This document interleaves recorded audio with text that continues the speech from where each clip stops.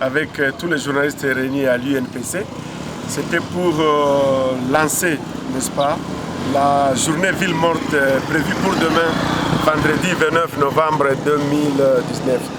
En effet, après avoir constaté beaucoup de tueries, 14 cas de tueries en l'espace d'un mois et qui ont coûté la vie à 80 personnes victimes tuées lâchement par machette dans la ville et territoire de Beni, la société civile ville de Goma a pensé que nous ne pouvons pas rester insensibles et nous devons soutenir nos frères, nos sœurs, nos parents, nos enfants, n'est-ce pas, qui sont en train d'être tués, lâchement tués dans la ville de Beni, sous la barbe de la MONUSCO et sous la barbe des FARDC qui sont d'ailleurs en nombre presque de 20 000 dans la zone.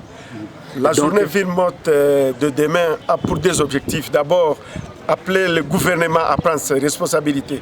Ça veut dire sécuriser les personnes et leurs biens. Et en deuxième position, rappeler les multinationales, les agences des Nations Unies, que l'appui des forces étrangères, des forces internationales auprès des forces locales ne doit pas durer 20 ans. L'appui là doit avoir un impact positif parce que ce que nous voyons avec la MONUSCO, ça a échoué. C'est pourquoi nous demandons, n'est-ce pas, la préparation et le retrait progressif, mais aussi changer les mandats et que les FARDC aux côtés des forces des Nations Unies puissent avoir un mandat plus contraignant, plus coercitif, en vue de bouter hors d'état de nuire tous les rebelles qui traquent et qui font la désolation de l'autre côté de la ville de Beni. Nous demandons à la population de la ville de Goma demain de porter les habits de couleur blanche, signe d'espoir et de paix, parce que la population va vaincre. Nous demandons demain que les parents restent avec leurs enfants à la maison, qu'il n'y ait pas transport en commun, qu'il n'y ait pas école, qu'il n'y ait pas marché, pour, n'est-ce pas, se joindre, n'est-ce pas, aux populations de la ville de Beni. Pendant ce temps, les parents doivent apprendre aux enfants les conséquences de l'insécurité, les causes profondes de l'insécurité, et ça va amener au gouvernement de prendre des décisions. Si dans un délai de 14 jours, nous attendons encore des tueries dans la ville de Goma, la société civile, à part la marche, n'est-ce pas, va passer à une vitesse de croisière, parce que nous avons comme la stratégie d'appeler les composantes et de décider des actions à mener. Nous reconnaissons, n'est-ce pas, les efforts de la MONUSCO dans la stabilisation et la paix en RDC. Mais malheureusement, depuis un temps, nous avons constaté que la MONUSCO est devenue encore observatrice leur ancien mandat au lieu d'avoir un mandat spécifique de traque des groupes armés et appuyer, n'est-ce pas, les forces de la République démocratique du Congo. Nous, la société civile, nous nous rallions, n'est-ce pas, à la volonté du peuple, qui est le départ de la MONUSCO.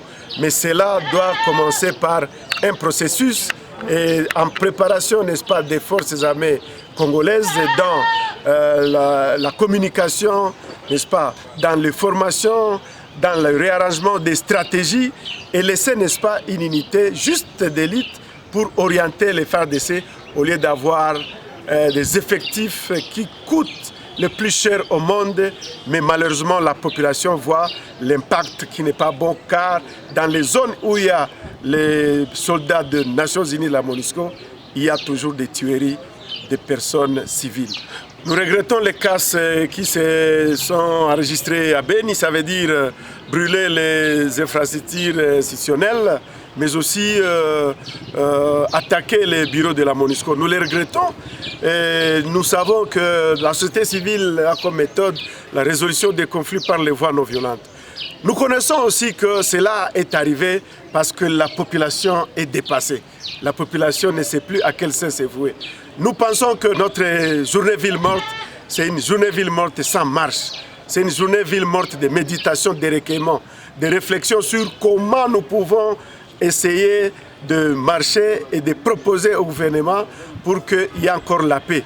C'est pourquoi nous demandons à la population, n'est-ce pas, de rester à la maison.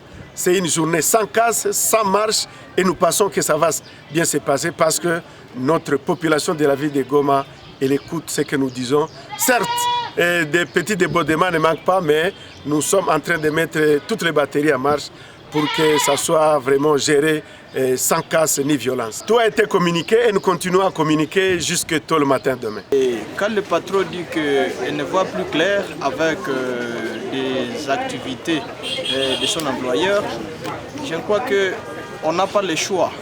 C'est comme dans le cas d'espèce, la population de Beni ne se retrouve pas dans le mandat de la MONUSCO qui consiste à protéger la population civile, mais aussi qui consiste à appuyer nos forces loyalistes et qu'elle décide à ce que au moins la MONUSCO soit retirée de Beni ou alors de la République démocratique du Congo.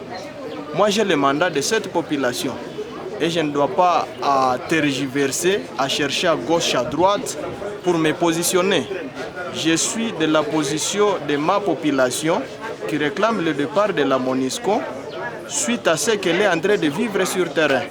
Elle m'a envoyé ici à Goma pour la représenter.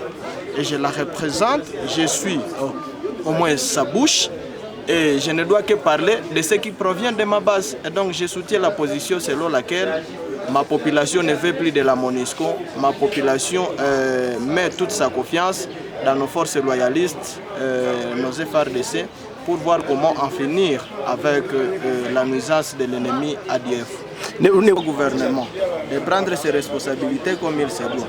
Parce que semble-t-il que quand la MONUSCO a dit qu'elle va appuyer nos FARDC et qu'elle va assurer la protection des civils, le gouvernement n'y est plus alloué de moyens.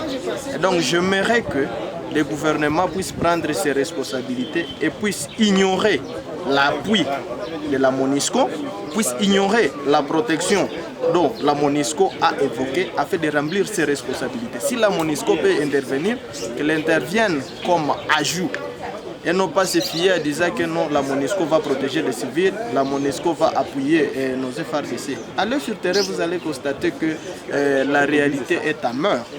Avec nos militaires qui partent sur les lignes de front, avec des haricots, avec des mouchelles, avec des bois de chauffe, pour aller faire leur cuisson sur la ligne de front. Alors que dans d'autres pays, on les dote en boîte de conserve. Toutes leurs rations, c'est en boîte de conserve. Mais chez nous, vous allez constater que la réalité est vraiment amère.